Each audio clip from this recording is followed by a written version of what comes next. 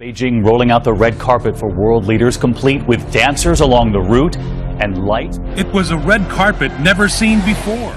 The last time we saw a public display quite like this was, frankly, in the Hunger Games.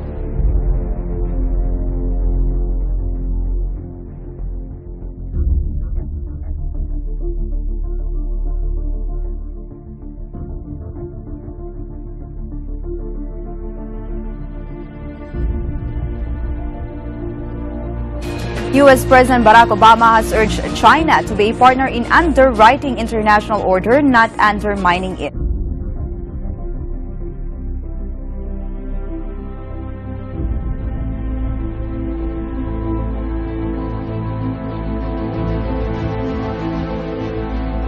We are living through one of these historic defining times.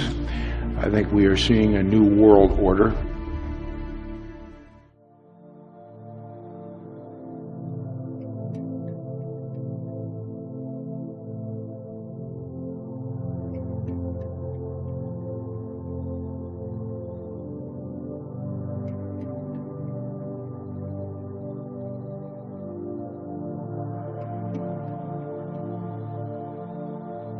One of the biggest music stars on the planet is under fire tonight. Queens native and rapper Nicki Minaj is being criticized for a new video she released that some say invokes Nazi imagery. The lyrics alone are too racy for us to broadcast, but it's the imagery in rapper Nicki Minaj's new video that's causing controversy. Critics say the lyric video for the song Only is filled with Nazi-inspired images. In it, a cartoon of Minaj sits on a throne like a military dictator surrounded by red banners. There are even soldiers before her wearing armbands featuring the logo for Minaj's record label. They resemble swastikas. Obvious symbolism right there about relating to Nazis is a little bit strange, especially coming from her. You need to be careful with some of the things you put on the TV and the internet, especially with the youth nowadays. They're going to start following some of the things that she does that aren't that appropriate. Check out this clip of a lady who thinks that Monster energy drinks are the work of Satan, and she's got the facts to back her up. Originally it was posted to Facebook, and that video has 8 million views, and then was reposted to YouTube, 3 million views, all in just one day. The woman's identity is currently unknown, but that's not for lack of trying. Look at your M closely. There's a gap right here in the letter M. It's never connected. So you go into Hebrew. The letter Vav is also the number 6. Short top, long tail. Short top, long tail. You could have here in Hebrew 666 on the can. But my interest is the word monster. What do you see in the O? There's a cross. Okay. What has Christ got to do with an energy drink, let alone the name Monster? So I thought, well, maybe this is a Christian company then. BFC at the bottom of the can. Do you know what that stands for? That's the F word. Big can. In fact, they write it on the side of the can, so I know that's the F word. Okay. Now, do you know what a MILF is? Yes. That's on the box. MILFs dig it, and you will too. This is not a Christian company at all. So why would they have put a cross on the can? Here is the message. Antichrist. 666 in Hebrew. And then the Bible talks about the beast in Revelation. And look at Monster's ad. This is their statement. You see these M's everywhere. Hats, t-shirts, bumper stickers. Is there another agenda here? If God can use people and product, so can Satan. And look at it this way. Even if the M was not the issue, you cannot deny that that is a cross. And what is witchcraft? When the cross goes upside down. Bottoms up. And the devil laughs. Something to think about. Wow. This is how clever Satan is, and how he gets into the Christian home and a Christian's life, and it breaks God's heart.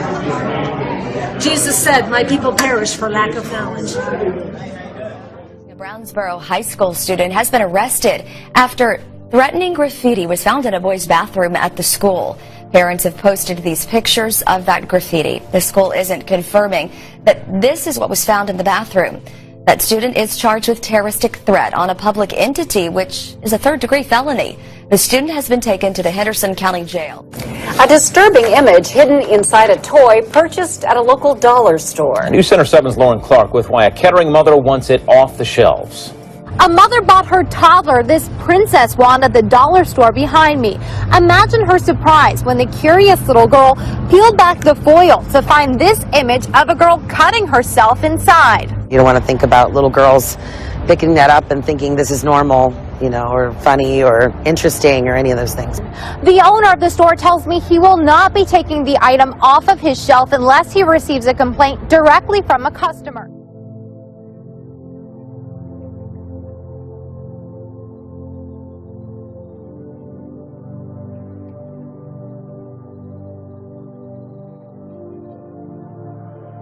Tonight is where you stand before God. Shut up! Before it's too late. Shut it! We can all be saved tonight. And I pray that you turn and repent before it's too late.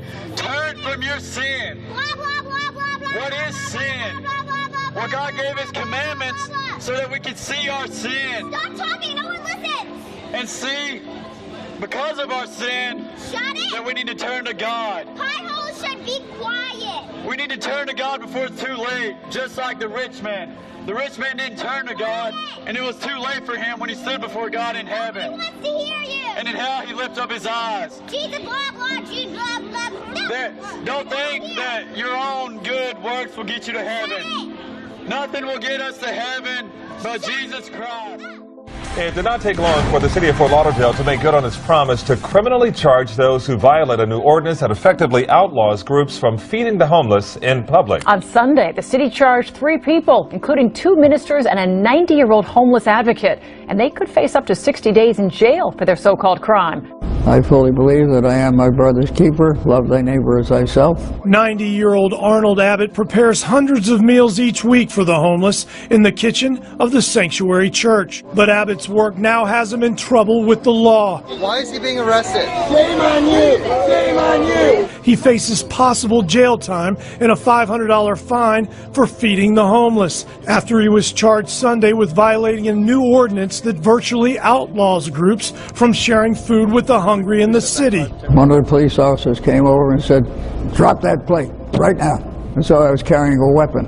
Also charged was a minister from Coral Springs and Sanctuary Church pastor. A story that's probably going to outrage you. High school football team in Delaware forced to change a post-game ritual of praying after an advocacy group gets its hands on this photo of the team's coach and his players gathered in a holy huddle. A school board member certainly did, saying, quoting here, "Groups such as the Freedom from Religion Foundation are about taking rights away, not ensuring that we keep our rights." The head coach says this is the first time in 40 years of coaching that he has not been able to pray with his students, Gretchen, but he said he will continue to instill right and wrong in his players.